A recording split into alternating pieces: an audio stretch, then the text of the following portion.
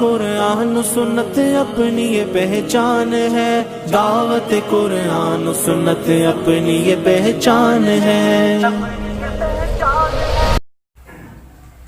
इन्नल हम्दुलिल्लाह नहमदुहु व नस्तईनुहु व नस्तगफिरुह व नऊज़ु बिल्लाहि मिन शुरूरि अनफुसिना व सय्यिआति अअमालिना। मन यहदिहिल्लाहु फला मुज़िल्ल लहु व मन युज़लिल फला हादिय लहु। व अशहदु अन ला इलाहा इल्लल्लाह वहदहु ला शरीका लहु व अशहदु अन्ना मुहम्मदन अब्दुहु व रसूलुहु।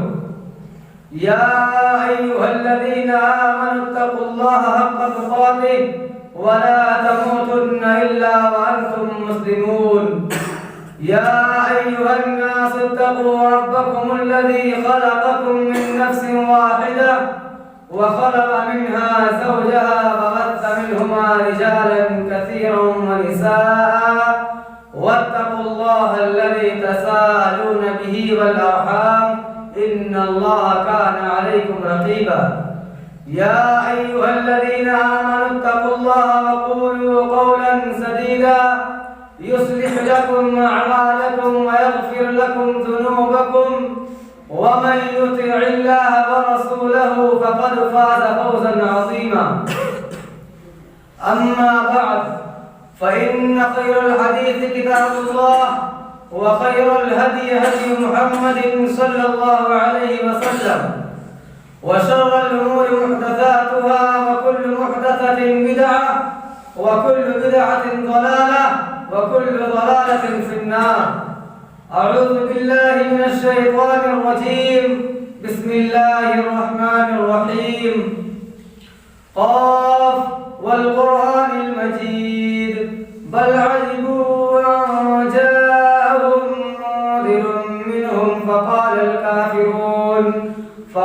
الكافرون هذا شيء عجيب أئذا متنا وكنا ترابا ذلك رجع بعيد قد علمنا ما تنقص الأرض منهم وعندنا كتاب حفيظ بل كذبوا بالحق لما جاءهم فهم في أمر مريج أفلم ينظروا إلى السماء فوقهم كيف بنيناها وزيناها وما لها من فروج والأرض مددناها وألقينا فيها رواسي وأنبتنا فيها من كل زوج بهيج تبصرة وذكرى لكل عبد منيب ونزلنا من السماء ماء مباركا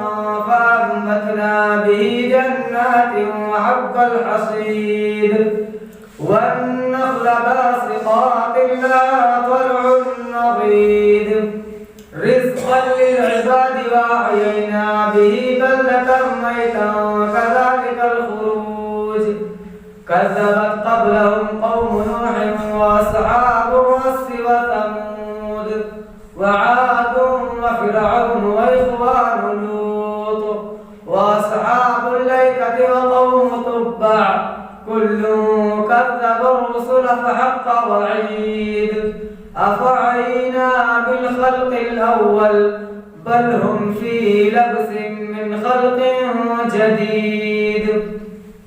بارك الله لي ولكم في القرآن العظيم ونفعني وإياكم بالآيات والذكر الحكيم إنه تعالى جواد كريم ملك بر رؤوف رحيم.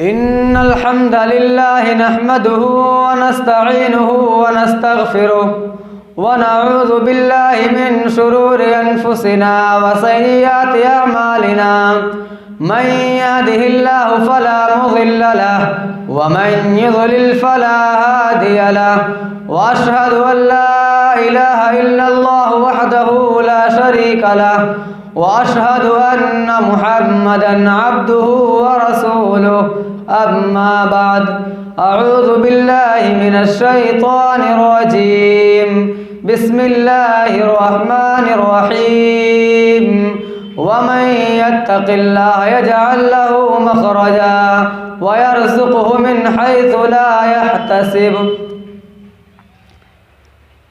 मुअज़्ज़ज़ हाज़िरीन जुमा, तमाम किस्म की तारीफ़, तौसीफ़, किब्रियाई और बड़ाई अल्लाह रब्बुल आलमीन के लिए लायक और ज़ेबा है कि जिसने हम तमाम मरीनो इंसान को इस दार फ़ानी के अंदर पैदा फरमाकर हमारी हिदायत के लिए नबियों और रसूलों का सिलसिला जारी फरमाया। बादहू दुरूद व सलाम नाज़िल हों तमाम नबियों और रसूलों पर, खुसूसन हमारे नबी जनाब मुहम्मद रसूलुल्लाह सल्लल्लाहु अलैहि वसल्लम पर। अल्लाहुम्मा सल्ली अलैहि अल्लाहुम्मा बारिक अलैहि। हाज़रीन, अल्लाह रब्बुल आलमीन ने हमें इस दार फ़ानी के अंदर पैदा फरमाया है। अल्लाह रब्बुल आलमीन ने हमें इस दुनिया में भेजा है तो हमारे ऊपर कुछ ज़िम्मेदारियाँ भी अल्लाह रब्बुल आलमीन ने डाली हैं, जिनको हमें अपनी ज़िम्मेदारी समझते हुए उनको अपनाना है और अल्लाह की दी हुई ज़िम्मेदारी को अल्लाह के बतलाए हुए तरीक़े से उसको अदा करना है। आज का खुतबा जिस उन्वान पर है उसका नाम है रिज़्क़ में बरकत की कुंजियाँ, या यूँ कह लिया जाए कि रिज़्क़ में बरकत कैसे हासिल होगी, बरकत आएगी उसके क्या असबाब होंगे। आज आप जब अपने माशरे को देखते हैं तो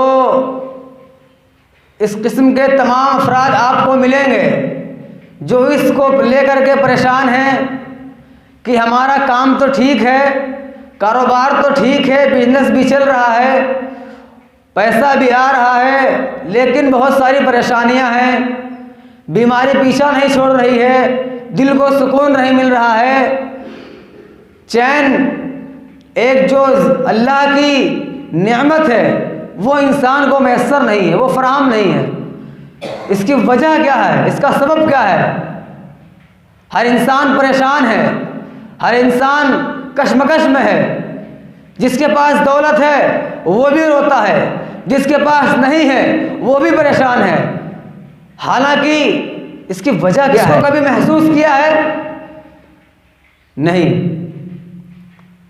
आज मुआशरे का हर इंसान बरकत को लेकर परेशान है, लेकिन यहाँ पर यह बात समझ लेना निहायत ही ज़रूरी है कि बरकत का माना या बरकत का मतलब सिर्फ ये नहीं है कि जो इंसान ज़्यादा माल इकट्ठा कर ले या जिसके पास दौलत ज़्यादा हो जाए उसकी बरकत है।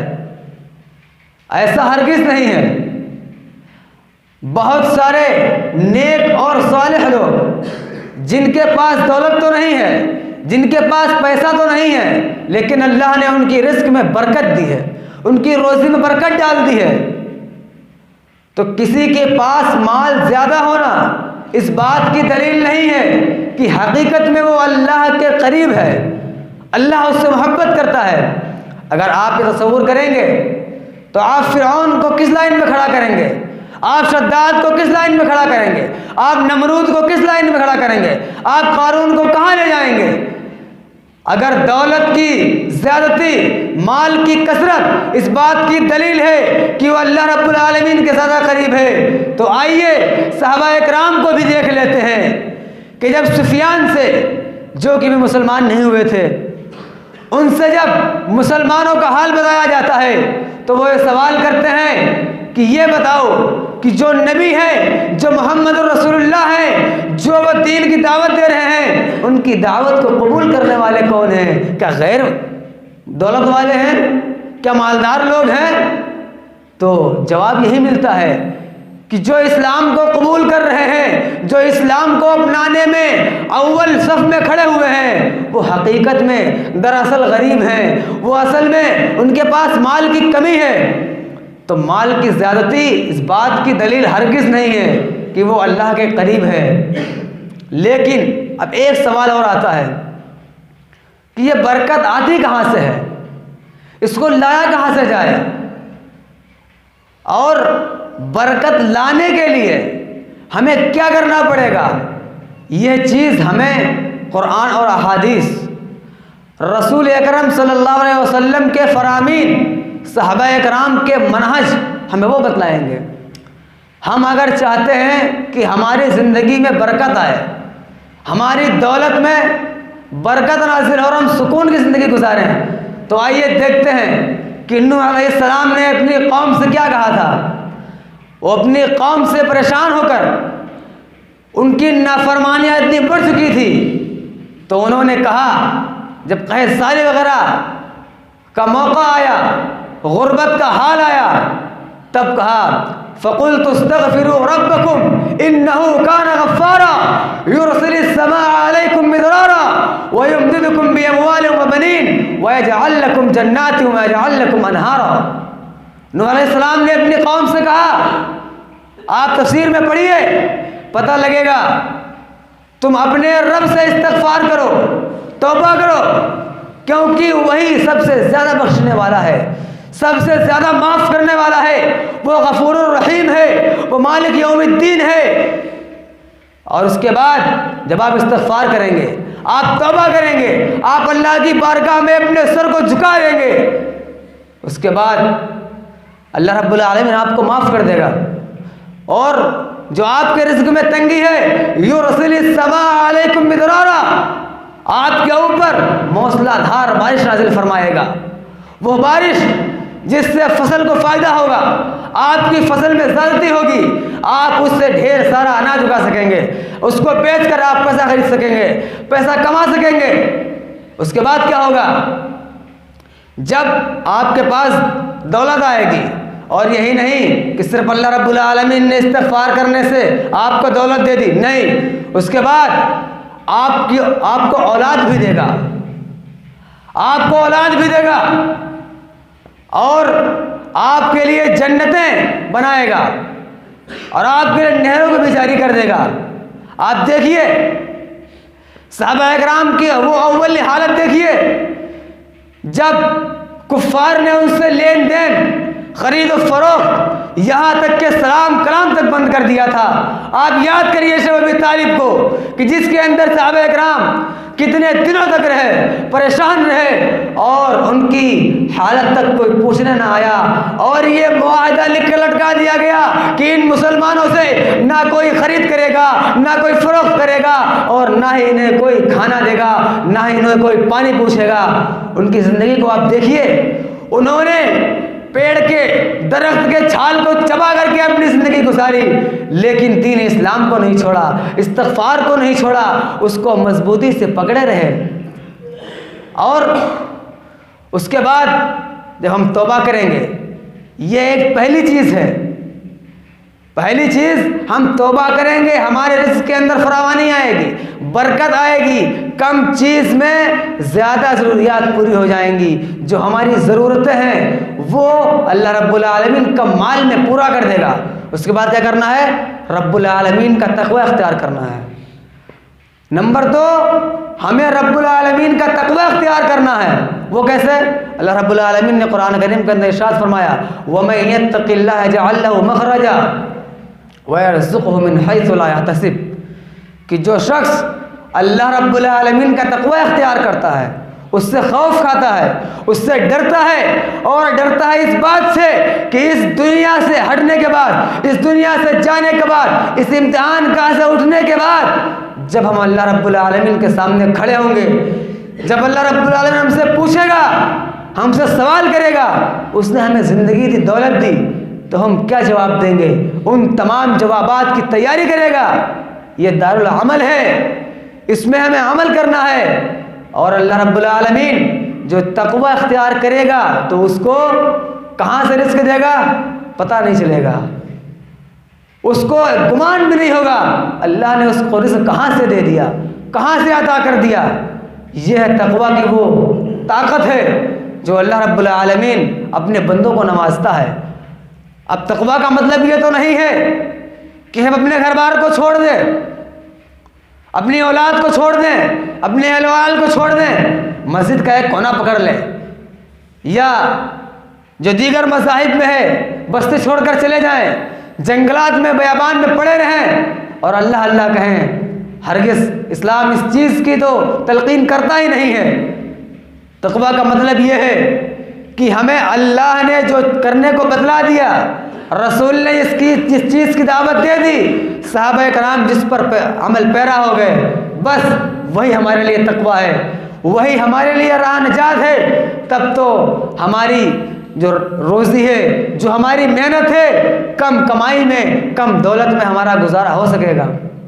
उसके बाद जो तीसरी चीज़ है वो बैतुल्लाह का हज करना, उम्रा करना, इसमें मुताबियत अख्तियार करना, यानी पे दर पे करते रहना।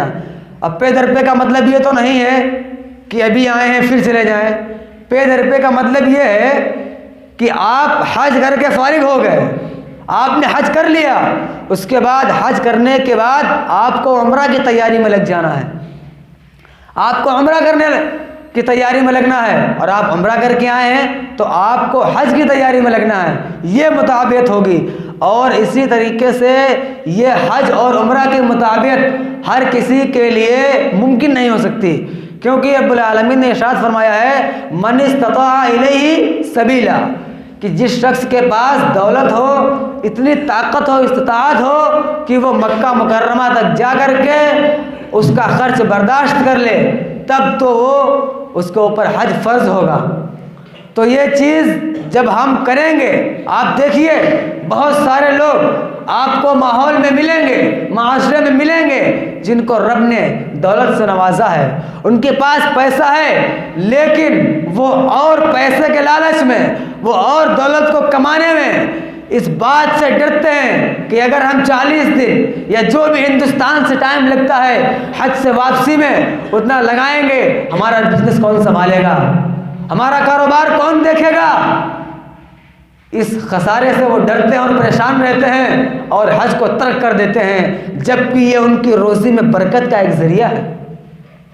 उसके बाद एक चीज़ आती है सिला रहमी, जिसको हम भूल बैठे हैं, जिसको हमने अपनी निगाहों से ओझल कर दिया है, और सिला रहमी की तरफ हम देखना तो क्या, उसकी तरफ मुड़ना भी नहीं चाहते हैं। हमारे दिलों के अंदर नफरत को इस कदर पाला गया है, नफरत ने हमारे दिलों के अंदर अपनी वो जगह बना ली है। और अगर यूँ कह दिया जाए कि नफरत का खून हमारी रगों में गर्दिश कर रहा है, दौड़ रहा है, तो ये कम नहीं होगा। क्यों, आप देखिए, आपका पड़ोसी आपसे परेशान है, आप किसी के पड़ोसी हैं तो उससे आप परेशान हैं, हम आपको देख के परेशान हैं, आप हमें देख के परेशान हैं, तो सिला रहमी कहाँ हुई। और ये समझ लीजिए कि इस्लाम ने सिला रहमी को इंसान के ईमान से जोड़ दिया है। अगर आप सिला रहमी की ताकत नहीं रखते हैं तो आपको अपने ईमान का जायजा लेना चाहिए कि हकीकत में आपके अंदर ईमान की तकमील है कि नहीं। क्यों, मन काना युमिनु बिल्लाहि वल यौमिल आखिर फल्युकरिम जारहु, जो शख्स ईमान लाए, क़यामत के दिन पर ईमान रखे, अल्लाह पर ईमान रखे, उस पर यह लाजिम है कि वो अपने पड़ोसी की इज्जत करे, उसकी ताज़ीम करे। लेकिन यहाँ मामला तो बिल्कुल बरअक्स है, पड़ोसियों को देखना नहीं चाहता, पड़ोसियों से सलाम कलाम करना नहीं चाहता। ये सब क्या है, बरकत कहाँ से आएगी। फजर में उठते हो, नमाज पढ़ते हो, कारोबार के लिए निकल जाते हो, वही कारोबार आप भी करते हो, 4 दिन के बाद वही कारोबार पड़ोसी कर लेता है, जिससे आप कल तक मुस्कुरा कर मिल रहे थे, जिससे आप सलाम कलाम के ताल्लुकात को आपने कायम किया था, जिसको आपने अपने सीने से लगाया था, आज वो आपके लिए बुरा क्यों हो गया, आज आपने उसको नफरत की फहरिस्त में क्यों डाल दिया। क्या वो इंसान नहीं क्या उसे दुनिया में कमाने का हक नहीं? क्या दुनिया के अंदर वो अपनी ज़िंदगी गुजारने से कासिर है? क्या उसको आप परमिशन देंगे, उसको आप देंगे या आप बतलाएंगे कि उसको क्या करना है? ये नफ़रत है और रसूल ने इसको ख़त्म किया है। अल्लाह के रसूल ने इसको ख़त्म किया है। एक मुसलमान गैरों के साथ, अल्लाह ने गैरों के साथ रसूल का वो रवैया रहा है। आप याद करिए, एक यहूदी था, अल्लाह के रसूल ने कर्ज लिया था, उस यहूदी ने आपके गले में चादर डाल के खींची, उसके बाद भी आपके जानशीन हज़रत अबू बकर रज़ियल्लाहु ताला अन्हु से बर्दाश्त ना हुआ, ये बर्दाश्त ना हुआ, लेकिन वो गुस्सा हुए, फिर भी आपने उन्हें रोका। क्यों? रसूल ने बतलाया कि सिला रहमी होती क्या है। सिला रहमी कहते किसको हैं? हमारे यहाँ कोई बीमार है, परेशान हाल है, सुनते हैं, आपस में मशवरा कर लेते हैं, चलो किसी दिन चलते हैं, उनको देख लेते हैं, वो परेशान है, बस ये सिला रहमी की हद है। बल्कि हदीस सुनिए, अल मुस्लिम मन सलिम अल मुस्लिमून मिन लिसानिही व यदिही, कि असल मुसलमान तो वो है कि जिसके हाथ से, जिसकी जुबान से, और अगर इसको भी शामिल कर लिया जाए आज के माहौल में, जिसके पावर से, इसके पैसे से दूसरा मुसलमान महफूज रहे। क्या ऐसा है? हमारे माहौल के अंदर ये गंदगी यहाँ तक फैल चुकी है कि अगर पॉलिटिक्स लाइन में हमारी पकड़ है, हमारा पावर है, तो हम हर गरीब को अपने पांव में रखना चाहते हैं। और ये चीज़ याद रखें कि इंसान होने में हर इंसान का मकाम बराबर है, किसी का कम और ज़्यादा नहीं है। अल्लाह ने और रसूल ने इंसानियत का जो दर्स दिया है, देखिए रसूल अकरम सल्लल्लाहु अलैहि वसल्लम ने कि इंसानियत का दर्स कैसे दिया है कि एक मुसलमान की ज़ुबान से भी दूसरे मुसलमान को तकलीफ़ ना हो। और रिज़्क़ की कुंजियों में जो एक चीज़ और आती है वो है अल्लाह की इबादत, अल्लाह की इबादत करना। और इबादत ऐसे वैसे नहीं कि जैसे चाहा वैसे कर लिया, जैसे चाहा वैसे रुकू, जैसे चाहा वैसे सदका, जैसे चाहा वैसे खैरात, जैसे चाहा वैसे हज, नहीं। रसूल ने फरमाया है हमारी इबादत में रसूल की इताअत ज़रूरी है, और रसूल की इताअत के साथ साथ सहाबा का मनहज भी। हमने अल्लाह की और रसूल की इताअत तो कर ली, अगर हमने सहाबा कराम के मनहज को छोड़ दिया तो काबे के रब की कसम हम सजदे में पड़े रहेंगे, मस्जिद के अंदर सजदा करते रहेंगे, हमारी कमर कमान की तरह टेढ़ी हो जाएगी, हमारे माथे पे सजदे के निशान तो बन जाएंगे। लेकिन अगर हमने मनहज सहाबा को नहीं अपनाया तो हमारी इबादत कबूल नहीं होगी। क्यों? क्योंकि वही इलाही के सबसे पहले मुखातब सहाबा कराम ही हैं। इबादत कैसी? नबी करीम सल्लल्लाहु अलैहि वसल्लम ने इरशाद फरमाया अन तअबुदल्लाह कअन्नका तराह, जब तुम इबादत करो तो दिल के अंदर ये तसव्वुर करो कि तुम अल्लाह को देख रहे हो, और अगर ये तसव्वुर न कर सको तो ये तो लाजिम है कि ये तसव्वुर करो कि अल्लाह रब्बुल आलमीन तुम्हें देख रहा है। यह है इबादत। लेकिन अफसोस इबादत ऐसी होने लगी है कि एक इंसान अपनी ज़रूरियात से फारिग नहीं हो पाता है। जो 2-4 मिनट की इंसान छत से नीचे उतरता है और नीचे वाले की नमाज मुकम्मल हो जाती है, सूरह फातिहा एक सांस में मुकम्मल हो जाती है, 4 रकात नमाज 3 मिनट में ख़त्म, 3 मिनट में सलाम फेर दिया जाता है। यह नमाज हमारे मुंह पर मार दी जाएगी। हमारी नमाजों के अंदर और हमारी इबादतों के अंदर, इबादत सिर्फ नमाज नहीं है, सदका वो भी इबादत है। किसी गरीब को अल्लाह के लिए सहारा देना वो भी इबादत है, सदका देते हैं। आज माहौल में देखिए रियाकारी कितनी बढ़ चुकी है। किसी गरीब को दे रहे हैं, परेशान है, और उसके साथ साथ हमारा एक कैमरामैन भी चल रहा है, फ़ोटो भी खींच रहा है, और कल फ्रंट पेज पे वो फ़ोटो आएगी कि फ़लाँ साहब ने गरीबों को पैसा बांटा, फ़लाँ साहब ने अनाज बांटा। क्या ये हमारा तकवा है? ये तकवे के मुनाफी है, ये तकवे से बिल्कुल भी मैच नहीं करता। जब ये चीज़ें हमारे अंदर दाखिल हो जाएंगी तो ये समझ लीजिए कि बरकत भी हमारे अंदर से ख़त्म हो जाएगी। कहाँ से आएगी बरकत?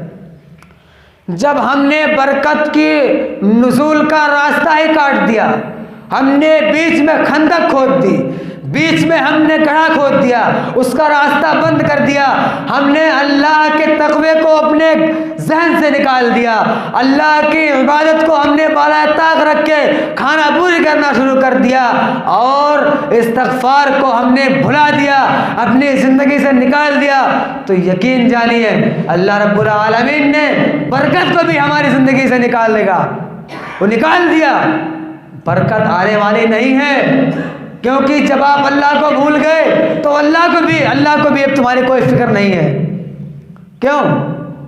लेकिन फिर भी अल्लाह रब्बुल आलमीन बारहा कहता है कि गफूरुर रहीम है, अल्लाह गफूरुर रहीम है और उसके साथ साथ वो मालिक यौमिद्दीन भी है।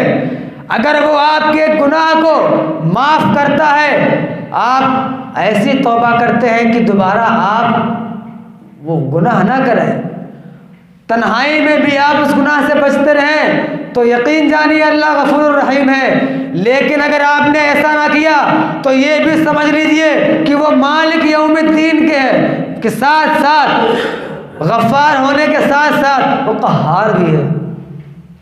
आपने तौबा ना की तो मालिक यौमिद्दीन के सिलसिले में आप समझ लीजिए कि कल क़यामत के दिन जब आप खड़े होंगे और अल्लाह रब्बुल आलमीन की तरफ से ये आवाज़ लगाई जाएगी, वम्ताज़ुल यौमा अय्युहल मुजरिमून, कि ऐ मुजरिमों सफ़ लगाकर खड़े हो जाओ, लाइनों में खड़े हो जाओ, तो उन्हीं सफ़ में हमारी भी गिनती हो जाएगी।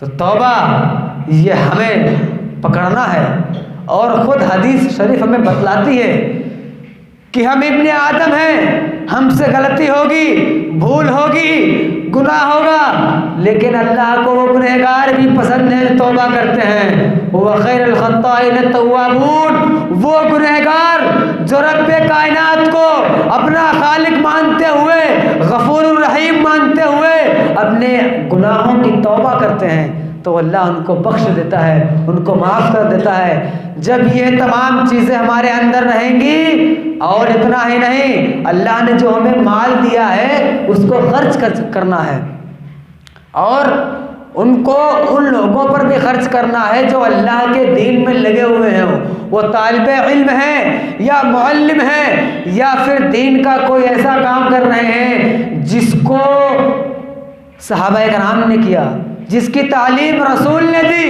या जिससे उम्मत मुस्लिमा को एक फ़ायदा मिलेगा। यह है असल चीज़। जैसे लिलफ़ुक़राइल्लज़ीना हुसिरू फ़ी सबीलिल्लाह ला यस्ततीऊना ज़रबन फ़िल अर्ज़ यहसबुहुमुल जाहिलु अग़निय्या मिनत तअफ़्फ़ुफ़ तारिफ़ुहुम बिसीमाहुम, कि आप अपने माल को उन लोगों पर खर्च करें जो अल्लाह की राह में बंद कर दिए गए हैं या जो अल्लाह की राह में लगे हुए हों, लेकिन वो अपने अंदर शर्म महसूस करते हैं, उनके अंदर खुददारी का तकाजा पाया जाता है, वो आपसे सवाल नहीं करते हैं, तो आप उनकी निशानियों से उनको पहचानें और उन तक अपने माल को पहुँचाएँ। जब आप इन तमाम चीज़ों को अपनी ज़िंदगी के अंदर अपनाएंगे, आप अपनी ज़िंदगी को, इस्लाह अमल को, इस ज़िंदगी को आप जब वो नमूना देंगे जो नमूना इस्लाम ने आपको दिया है, तो यकीनन आपकी कम माल में, कम कमाई में अल्लाह रब्बुल आलमीन बरकत डालेगा। अल्लाह रब्बुल आलमीन आपकी तमाम परेशानियों को आसान फरमा देगा और आपकी ज़िंदगी तमाम परेशानियों से हटकर एक खुशगवार और एक खुशहाल और अच्छे और एक ईमानदार इंसान की ज़िंदगी की तरह आपकी ज़िंदगी गुजरेगी, और आप एक पुरसुकून माहौल में, जिस तरह एक इंसान सुकून चाहता है, आपको वो सुकून मिलेगा।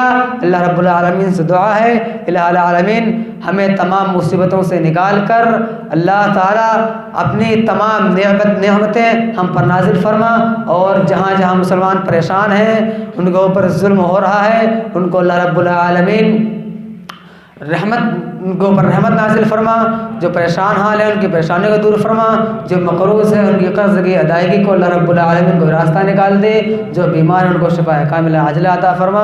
आमीन। इन्नल्लाह व मलाइकतहु युसल्लूना अलन नबी या अय्युहल्लज़ीना आमनू सल्लु अलैहि व सल्लिमू तस्लीमा। अल्लाहुम्मा सल्लि अला मुहम्मद व अला आलि मुहम्मद कमा सल्लैता अला इब्राहीम व अला आलि इब्राहीम इन्नका हमीदुम मजीद। अल्लाहुम्मा बारिक अला मुहम्मद व अला आलि मुहम्मद कमा बारकता अला इब्राहीम व अला आलि इब्राहीम इन्नका हमीदुम मजीद। इबादल्लाह रहिमकुमुल्लाह, इन्नल्लाह यअमुरु बिल अदलि वल इहसान व ईताइ ज़िल कुर्बा व यनहा अनिल फ़हशाइ वल मुनकरि वल बग़ि यዒज़ुकुम लअल्लकुम तज़क्करून व लज़िक्रुल्लाहि तआला अज़्ज़ व जल्ल व अतम्मु अकबर वल्लाहु यअलमु मा तस्नऊन।